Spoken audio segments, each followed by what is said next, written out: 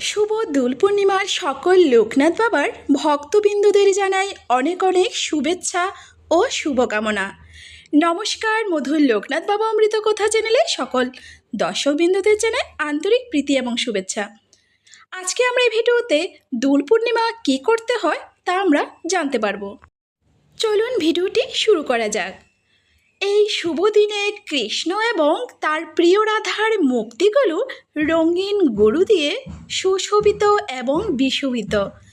বজ্র, রাজস্থান, গুজরাট, বঙ্গ, উড়িষ্যা এবং আসামে রাধাকৃষ্ণের মূর্তিগুলো ফুল, পাতা, রঙিন বস্ত্র এবং কাগজ দিয়ে সজ্জিত একটি দোলনা পালকিতে শোভাযাত্রায় বের হয়।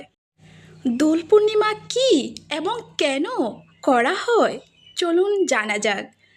দোল পূর্ণিমা, যা দোলযাত্রা, দোল উৎসব বা দোলযাত্রা, দেউল বা হোলি নামে পরিচিত, এটি হলো আসাম এবং ব্রজ অঞ্চল, গুজরাট, উড়িষ্যা, রাজস্থান এবং ত্রিপুরা হোলি উৎসবের সময় পালিত একটি দোল উৎসব। এই উৎসব खेलते गुलाल लेके खेलते रंग लेके खेलते गुलाल लेके खेलते राधा संग होली नंद लाल खेलते बोलो सारा रारा मदन गोपाल দোল কেন খেলা হয়? এতে কৃষ্ণের মা কৃষ্ণের হতাশায় ক্লান্ত হয়ে তাকে বলেন রাধার কাছে গিয়ে সে রাধার মুখমণ্ডলকে যে কোনো রং দিয়ে রাঙিয়ে দিতে পারে। কৃষ্ণ তাই করে এবং এরপর রাধা ও কৃষ্ণ জুড়ি হয়ে যায়। রাধা ও কৃষ্ণের এই রং নিয়ে খেলায় হোলি বা দোলযাত্রা হিসাবে পালিত হয়। মৌরি মাসেও এই দিন পালন করা হয়। দোল পূর্ণিমার সময় ভক্তরা ভগবান কৃষ্ণ এবং রাধার মধ্যে ঐশ্বরিক প্রেম উদযাপন করেন। তাদের ক্রতোপূর্ণ বিনোদনের পূর্ণ অভিনয় করে।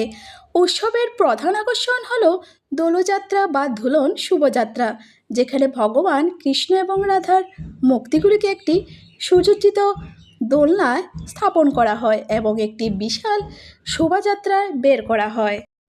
এই দিনটি মন্দের উপর শুভের জয়ের প্রতীক, কারণ এটি হিংস্র কশিপুর এবং নৃসিংহরূপে বিষ্ণুর বিজয়কে স্মরণ করে।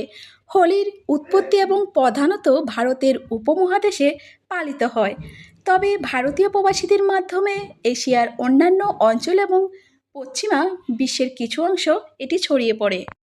হোলি শব্দের অর্থ উৎপত্তি হয়েছে হোলা থেকে, যার অর্থ হলো আগাম ফসলের প্রত্যাশায় ঈশ্বরকে ধন্যবাদ জ্ঞাপন। সংস্কৃত শব্দ হালকা অর্থাৎ অর্ধপক্ষ শস্য থেকেও হোলির উৎপত্তি হয়েছে বলে মনে করা হয়। এখনও এই সমস্ত অঞ্চলে হোলির দিনে অর্ধপক্ষ গম এবং ছোলা খাওয়ার রীতি রয়েছে। ভিডিও ভালো লাগলে অবশ্যই সাবস্ক্রাইব করে পাশে থাকবেন। ধন্যবাদ।